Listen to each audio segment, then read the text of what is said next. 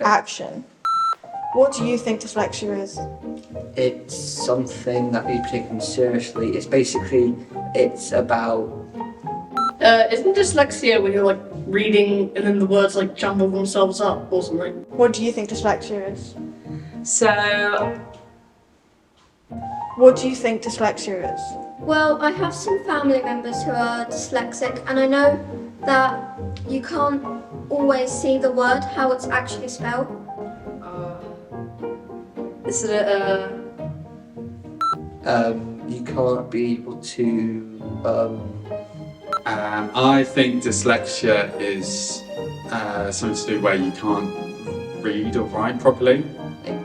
see words as clearly as other people could, and there's not very much else to think of. I don't really know, but that's the best I know it. And I'm not sure if that's 100% it. I'm sure there's more to it.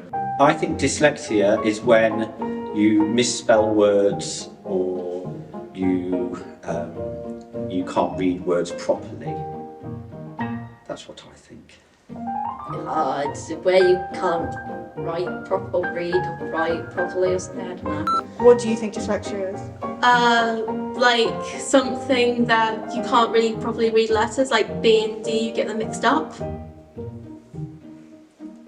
have no clue. Cut.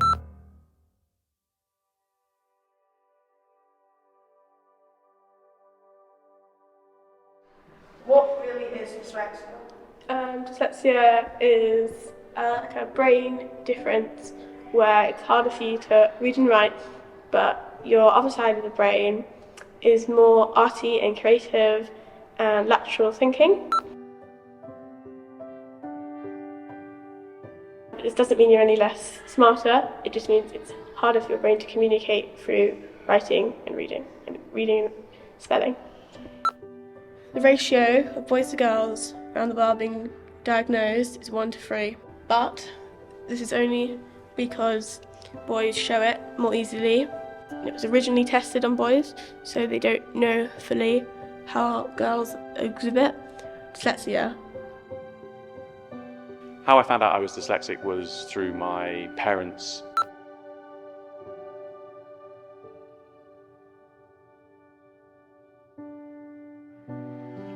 My mother is dyslexic, so genetically she knew I potentially could be.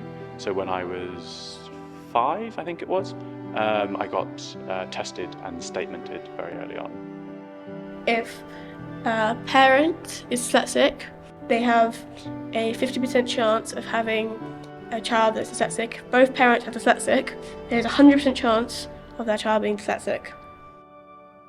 And what about your school life? Again, I have lots of help. I can't really be independent in a lot of lessons, mainly like English, history, geography, which are very heavy writing and reading lessons. Some of the native statements and gestures of this is from the mockumentary style Did Look Back to. School life, having dyslexia, 20 odd years ago, was leaving primary school, going into secondary school, and they wanted to give me a laptop to help me, and that's how they thought, oh, this is going to solve it. He isn't very good at written, but that also meant that I got bullied a lot because I was the kid with a laptop, and it made me different, and I kind of pushed against that as much as possible to kind of be like, I don't want this, I don't want to be seen as being different. So I have to have help. A lot of people kind of judge me for needing help, like look at me kind of like, why do you need, like, that's not okay that you have help. It's like, why do you get it, why don't I get it?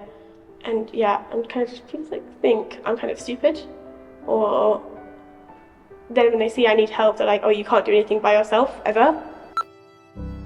Dyslexics averagely work 8 times harder, and they're more creative than most people, and tend to have a higher IQ averagely.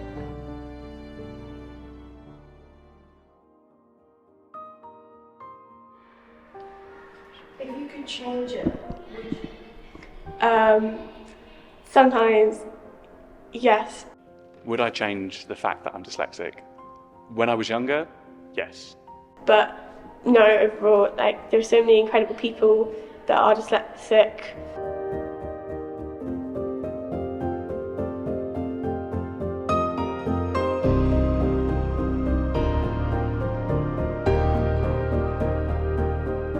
nowadays, having known more about being dyslexic and knowing more about how it can be a real positive, especially in what I do for a job, I wouldn't change it for the world. It's not all about reading and writing. The other half of your brain is, like I said, full of creativity, and you're actually 100 times better at being able to think outside the box. It's okay to fail. It's something I wish someone had said to me a little bit more when I was younger. Being dyslexic is actually a superpower, and our brains are better at being able to process information. And that's a really good thing, especially in film and TV, where I can be 5 or 6 steps ahead of what I'm currently doing and be already planning and problem solving the next thing, which I think is an amazing achievement that every dyslexic person should be proud of. If we didn't have dyslexic minds, we wouldn't be here today.